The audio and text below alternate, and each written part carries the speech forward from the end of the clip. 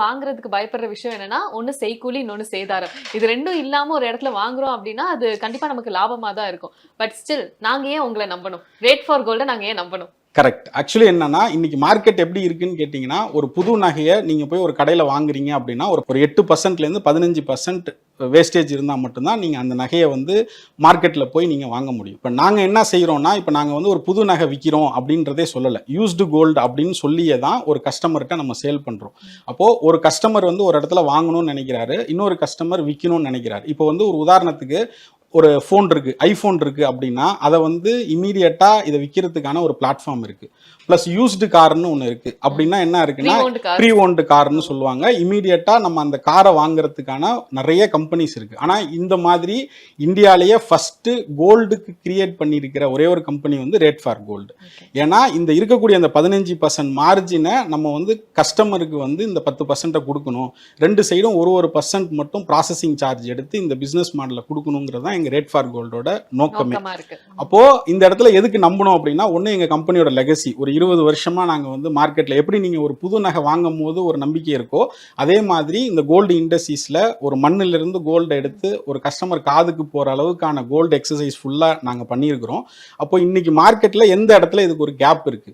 அப்போ ஒரு பழைய நகையை வாங்குறதுக்கு ஏன் வாங்கல அப்படின்னு கேட்டீங்கன்னா, இதோட மதிப்பு என்ன ஏமாத்திடுவாங்களோ அப்படின்ற அந்த ஒரு ஃபீல் இருக்கு. அப்போ அந்த பர்பஸை நம்ம சால்வ் பண்ணுவோம். இந்த இடத்துல அவங்களுக்கு இது வந்து உங்களுக்கு ஒரிஜினல் கோல்டு தான், 22 கேரட் இருக்கு, 916 இருக்கு. அதே மாதிரி என்னைக்கு அவங்க விற்கணும்னு நினைச்சாலும், இப்போ ஒரு நகைக்கடை நீங்க போய் வாங்குறீங்கன்னா, உங்களை வாங்குற அன்னைக்கு கொடுத்த ரெஸ்பான்ஸ் நீங்க போய் பணம் கேட்கிற அன்னைக்கு இருக்காது.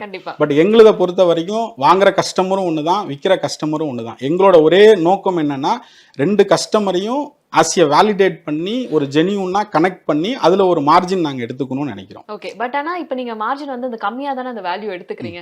அதனால கஸ்டமர்ஸ் யாராவது உங்ககிட்ட சந்தேகமா கேட்டிருக்காங்களா, எங்க மேல உங்களுக்கு ஏன் சார் இவ்வளவு அக்கறை அப்படின்னு? இது நிறைய கொஸ்டின் வருங்க. நீங்க வந்து உள்ள கோல்டு டூப்ளிகேட் வச்சிருக்கீங்களான்னு கேட்டிருக்காங்க. இல்ல வந்து எப்படி இப்போ எங்களை நம்பி எப்படி நீங்க வந்து ஒரு கோல்டை கொடுக்குறீங்க இப்படின்ற மாதிரி நிறைய கொஸ்டின்ஸ் இருக்கு. பட் ஒரு லெவல் வரைக்கும் தான் மேடம் பணத்துக்காக நம்ம வேலை செய்யணும். இதுக்கப்புறம் இன்னைக்கு நாங்க வேலை பார்க்கறது கடவுள் அருளால நமக்கு அடிப்படை ஃபில் ஆயிடுச்சு. அதாவது சொல்லுவாங்க, பசிக்கு சாப்பிட்றது ருசிக்கு சாப்பிட்றதுன்னு. அதனால இப்போ அடிப்படையில் நாங்கள் ஃபில் ஆகிட்டோம். இப்போ பண்ணுறது ஒரு ஜெனியூனா மக்களுக்கு வந்து இது எந்த இடத்துல தேவையோ அதை ஒரு சேவையாக செய்யணும். ஈவன் நிறைய டைமில் பார்த்தீங்கன்னா ஒரு மெடிக்கல் எமர்ஜென்சின்லாம் எங்களுக்கு கால் வரும். ஈவன் ஒரு மெடிக்கல் எமர்ஜென்சி அப்படின்னு சொன்னால் எங்கள் டீம்கிட்ட சொல்லியிருக்கிறோம், எந்த விதமான ஒரு சார்ஜும் இல்லாமல் அவங்க டோர் ஸ்டெப்பில் அந்த ஹாஸ்பிட்டலில் போய் அந்த கோல்டை எடுத்துட்டு எந்த விதமான சார்ஜும் இல்லாமல் நாங்கள் பண்ணித்தரோம். 1% கூட சார்ஜ் பண்ணல. அன்னைய சந்தைய மதிப்புக்கு ₹1 கூட எங்களுக்கு லாபம் தேவையில்லை. அன்னைக்கு அந்த ஹியூமனோட உயிர் எனக்கு முக்கியம்னு நினைக்கிறோம். இதுதான் எங்க கம்பெனியோட ஒரு சின்ன எத்திக்ஸா நினைக்கிறோம். ஒரு கோல்டை விற்கணும்னு நினைக்கிறத விட ட்ரஸ்ட்டை விற்கணும்னு நினைக்கிறோம். எங்க கம்பெனியோட டேக் லைனே என்ன சொல்றோம்னா, I am not selling just gold, we are creating trust.